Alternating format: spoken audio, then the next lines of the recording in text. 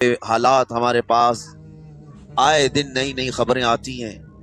تیسری جماعت کا، چوتھی کلاس کا بچہ خطرناک قسم کے نشوں میں مبتلا ہے جو بڑے بڑے جوان بھی نہیں کیا کرتے تھے. تو بچہ کہاں رہا؟ حضور پاک صلی اللہ تعالی علیہ وسلم نے فرمایا تھا بچے جوان لگیں گے اور جوان بوڑھے. اور جوانوں کی حالت یہ ہے کہ سارے مزے اپنے بچپن میں اتنے کر لیے کہ جوانی میں طاقت ہی ختم ہو گئی.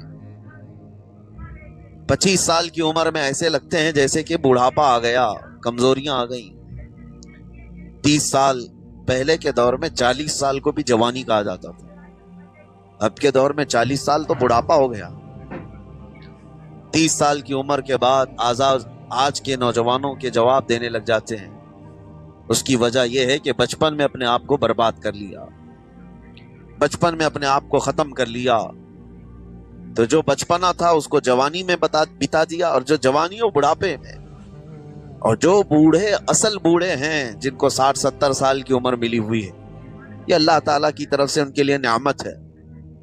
باقی قیامت کے قریب جو حالات ہیں وہ اس طرح کے. اور مزید میں آپ کو یہ بھی بتا دوں کہ زمانہ ترقی کرتے کرتے تمہیں ایسا سست اور کاہل بنا دے گا کہ تم کوئی کام کے لائق بھی نہیں رہ جائیں. بہت ساری چیزیں ہم سے رخصت ہو رہی ہیں، ہمیں اندازہ بھی نہیں. ابھی کل ہی میں ذکر کر رہا تھا، ابھی 10 سال پہلے 20 سال پہلے جو چیزیں ہمارے آنکھوں کے سامنے موجود تھی وہ اب غائب ہو چکی ہیں.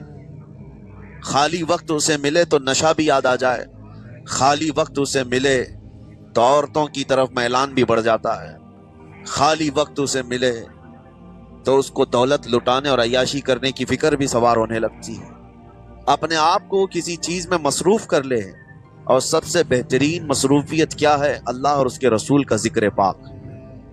یہ سب سے بہترین مصروفیت ہے کہ تم نے اپنے آپ کو اس میں مصروف کر رکھا تو اللہ تعالیٰ دنیا کی تمام مصروفیتوں سے تمہیں آزاد کر دے گا، برائیوں سے آزاد کر دے گا. قرآن میں رب تعالیٰ فرماتا ہے وَقَالُوا حَسْبُنَا اللَّهُ وَنِعْمَ الْوَكِيلُ، جنہوں نے یہ کہا ہمارا رب ہمارے لیے کافی ہے، ہمارا اللہ ہمارے لیے کافی ہے. اور کیا ہی بہترین مددگار ہے، کیا ہی بہترین وکیل ہے جس نے یہ کہا. اللہ فرماتا ہے اس کے فوراً بعد آیت آئی ہے فَانْقَلَبُوا بِنِعْمَةٍ مِّنَ اللَّهِ وَفَضْلٍ لَمْ يَمْسَسْهُمْ سُوءٌ. اللہ ان لوگوں کو اپنی خاص نعمتوں میں لے جائے گا، ایسی جگہ جہاں کوئی برائی انہیں چھو بھی نہ سکے گی. جنہوں نے اللہ کی بارگاہ میں یہ کہا حسبنا اللہ ونعم الوکیل. آگے بھی ہے دوسری آیت ہے نعم المولا نعم النصیر. جس نے یہ کہا اللہ فرماتا ہے ان بندوں کو اللہ اپنی خاص نعمتوں میں لے جائے گا اور فضل میں لے جائے گا، ایسی جگہ لم یمسسہم سوء، جہاں انہیں کوئی برائی چھو بھی نہ سکے گی، کوئی برائی نہ آ سکے گی. اسی لیے کثرت سے اپنے آپ کو مصروف رکھو. یہ جو محافل ہماری ہو رہی ہیں اللہ کرے کہ ہمیشہ قائم رہے.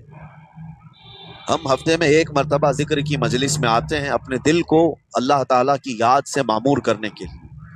ویسے کھانا تو دن میں 3 مرتبہ اور کوئی تو 5 مرتبہ کھاتے ہیں. اپنے جسم کا بھرپور خیال رکھا جاتا ہے. ہماری روح کے خیال کے لیے مجلسوں میں آنا ضروری ہے. یہ مجلسوں کی پابندیاں، اور اگر آپ اس کو ہی یہ سمجھ کر نہ چلیں کہ ہم نے ایک بار ہفتے میں ذکر کر لیا تو اب کافی ہے. ہماری گاڑی بھی جو ہے پیٹرول بار بار مانگتی ہے. اس کو جس طرح سے چلاتے ہیں اس طرح سے اس کی خواہش بھی ہے. روزانہ گاڑی کو اگر کہیں کھڑی کر رکھیں تو زیادہ پیٹرول نہیں لگے گا، لیکن چلتی رہے تو بار بار پیٹرول کی ضرورت ہے. ہم میں سے ابھی کوئی ایسا نہیں ہے جو بستر پر پڑا ہوا ہے. ہر کوئی چل رہا ہے، پھر رہا ہے، دنیا میں مصروف ہے. تم اپنے کھانے پانے بھی کر رہے ہو، لوگوں سے ملاقات بھی کر رہے ہو، اس کا مطلب ہے تمہاری گاڑی چل رہی ہے اور اس کو پیٹرول بار بار چاہیے. اور یہی جو ایندھن ہے، یہ پیٹرول ہے، اس کا کام یہ اللہ تعالیٰ کا ذکر کرتا ہے. تمہارے جسم کو بیلنس رکھنے کے لیے، تمہاری فکروں کو بیلنس رکھنے کے لیے، تمہارے دماغ کو صحیح سلامت ایک نہج پر رکھنے کے لیے یہ ذکر کی محافل قوت دیتی ہیں. اگر اس ہفتے میں آپ نے ذکر کیا نہیں ہوا تو آپ اپنے ہی گھر پر سونے سے قبل بستر پر بیٹھ کر کیوں اللہ کا ذکر نہیں کر لیتے؟ 5 منٹ 10 منٹ اس مولا کو پکار کر کے سونے میں کیا حرج ہے؟ لوگ موبائل دیکھتے، گانے سنتے، فلمیں دیکھتے ہوئے سو جاتے ہیں، لیکن اللہ رب العزت کو یاد کر کے سونے والا میرے عزیزو قرآن میں مولا فرماتا ہے فَاذْكُرُونِي أَذْكُرْكُمْ، اس کا وعدہ ہے تم مجھے یاد کرو میں تمہیں یاد کروں گا۔ اور اس کی تفسیر میں اللہ تعالیٰ کے اس قول میں، اس فرمان کی تفسیر میں بزرگوں نے فرمایا اللہ کیسے یاد کرتا ہے بندے کو؟ اللہ بندے کو کیسے یاد کرتا ہے؟ جب تم اس کی یاد میں مصروف رہے، اپنے آپ کو بزی کر رکھا، اللہ تمہیں کیسی جگہ یاد کرتا ہے؟ فرماتے ہیں مفسرین کہ بندہ تو لوگوں میں اللہ کو یاد کیا، اور اللہ بندے کو فرشتوں میں یاد کرتا ہے۔ فرشتوں کے درمیان تمہارا ذکر ہونے لگتا ہے کہ فلاں کا بیٹا فلاں آج میرا ذکر کر رہا تھا۔ آج محفل ذکر سے جتنے نکلیں گے اللہ کریم ہمارا ذکر فرشتوں میں ضرور فرمائے گا، فرشتوں میں ضرور ذکر ہوگا کہ فلاں بندہ آج ذکر میں مشغول تھا۔ اور پھر یہ بھی فرمایا بزرگوں نے، مفسرین نے، کہ اللہ تعالیٰ وہاں یاد کرتا ہے جہاں فرشتے ہوں، فرشتوں کی محفل میں تمہارا ذکر۔ اور اس کے علاوہ یہ بھی فرمایا گیا کہ تم دنیا میں زندگی میں اسے یاد کرتے تھے، اور وہ تمہیں مرنے کے بعد قبر میں یاد کرے گا۔ جب دنیا تمہیں چھوڑ دیتی ہے تب اللہ تعالیٰ تمہیں یاد فرماتا ہے۔ فَاذْكُرُونِي أَذْكُرْكُمْ کا مطلب یہ ہے وہ تمہیں یاد فرمائے گا، لیکن اس کے لیے کثرت سے تم اللہ کو یاد کرو، اللہ کو یاد کرو۔ تو بہرحال میرے عزیزو، قیامت کی نشانیاں جو ہم نے آج مختصر آپ کے سامنے رکھی، وہ بہت تیزی سے تمہارے سروں پر آ رہی ہیں، اور تمہارے ہاتھوں سے بہت سارے کام اب چھن جائیں گے۔ ابھی آپ ترقیات میں خوشی سے بات کرتے ہوئے بیٹھتے ہیں نا، ڈسکس کرتے رہتے ہیں کہ سنا ہے ایسی کار آ رہی ہے کہ وہ اب بغیر ڈرائیور کے چلے گی، روبوٹ سے چلے گی۔ اس کو تو ہم خوشیوں میں ڈسکس کرتے ہیں کہ اچھا ایسا ہونے والا ہے۔ پہلے ایسا تھا کہ موبائل آپ بٹن کے دباتے تھے، کسی نے اگر خبر کر دیا کہ نہیں بعد میں صرف ٹچ کرنے سے آتا ہے تو آپ کہتے اچھا ایسا بھی آنے والا ہے۔ لیکن آپ کوئی کہے تو آپ کو کوئی تعجب نہیں، ٹچ اسکرین، کوئی تعجب کی بات نہیں، بنا ڈرائیور کے گاڑیاں آ جائیں گی۔ اس طرح ہوتے ہوتے نظام زندگی اس قدر بدل جائے گا، اس قدر بدل جائے گا۔ آج میری یہ بات نوٹ کر کے رکھ لیں، زندگی باقی رہی تو 10 سال بعد انشاءاللہ ہم ملاقات کریں گے، اگر اللہ نے زندگی باقی رکھی، اور اس کے بعد پھر ہماری یہ باتیں میچ کر کے دیکھیں کہ کیا کیا ہوا ہے اور کیا کیا دنیا بدل چکی۔ اسی لیے میں کوئی بھوشمانی نہیں کر رہا ہوں، اور نہ ہی کوئی جوتش بابا ہوں طوطا لے کر جو بیٹھتا ہے، یا تمہارے ہاتھوں کی لکیریں دیکھ کر کے کوئی فیوچر بولنے والا نہیں۔ مصطفیٰ کریم صلی اللہ تعالیٰ علیہ وسلم کی احادیث سے جو قیامت کے قریب ہونے والے رونما ہونے والے واقعات ہیں، میں ترجمانی کر رہا ہوں حضور کی حدیثوں کی، اس لیے کہ ہمیں پتا ہے دنیا کے سارے سائنسدان جھوٹ بول سکتے ہیں، مدینے والے کی بات جھوٹ نہیں۔ میرے آقا صلی اللہ تعالیٰ علیہ وسلم کا فرمان جھوٹا نہیں ہو سکتا۔ اس لیے اگلا دور جو آ رہا ہے وہ بڑا سخت ترین ہے۔ اب آپ دیکھیں محنت سے عاجز، ہر چیز سے محنت سے تمہیں نکال لینا ہے۔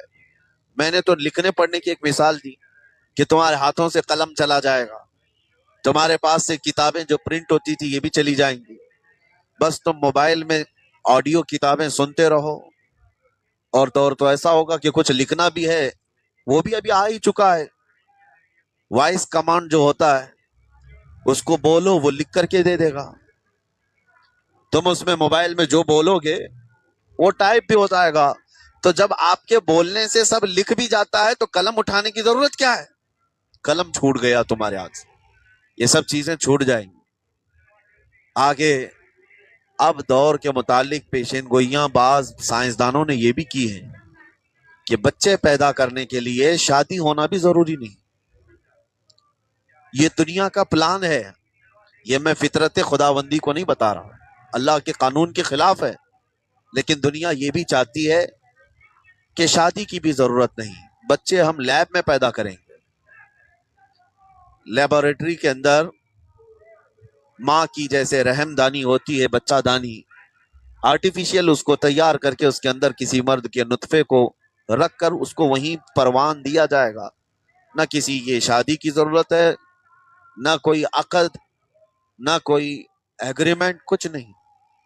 جس کو بچہ چاہیے وہ لیب سے خرید لے، ہر طرح کی چیزوں سے تمہیں آری کر دیا جائے، ابھی تو بہت سارے لوگ سوال بھی کرتے ہیں ہم سے ٹیسٹ ٹیوب بیبی پر، ٹیسٹ ٹیوب بیبی کے متعلق، جس کو بچے نہیں ہو رہے ہیں، کیا وہ اس طرح سے ٹیسٹ ٹیوب بیبی سے جو آج ایک طریقہ کار ہے بچے پیدا کر سکتے ہیں یا نہیں؟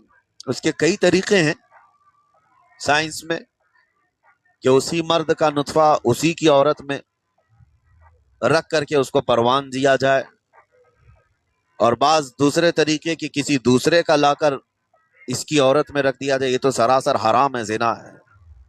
لیکن ائمہ اکرام فقہاء اکرام نے حلال رشتے کے اندر ہی مرد اور عورت جو شادی شدہ ہیں ان کو بھی اس طریقے سے بچہ حاصل کرنے کی اجازت نہیں تھی. وہ ناجائز ہے، ناجائز ہے. بچے دینا یہ اللہ کی شان ہے. حضرت ابو ہریرہ رضی اللہ تعالیٰ عنہ حضور صلی اللہ علیہ وسلم کی بارگاہ میں حاضر ہوئے، عرض کرتے ہیں عرب والے لوگ عزل کرتے ہیں یا رسول اللہ، یعنی بچے نہ ہونا نہیں چاہیے کسی کو، تو پریکاشن لیتے تھے وہ لوگ.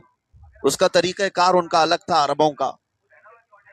وہ انزال نہیں کرتے، اس سے پہلے جدا ہوتے. حضرت ابو ہریرہ رضی اللہ تعالیٰ عنہ نے حضور کی بارگاہ میں پوچھا کہ ایسا کیا کرنا کیسا ہے؟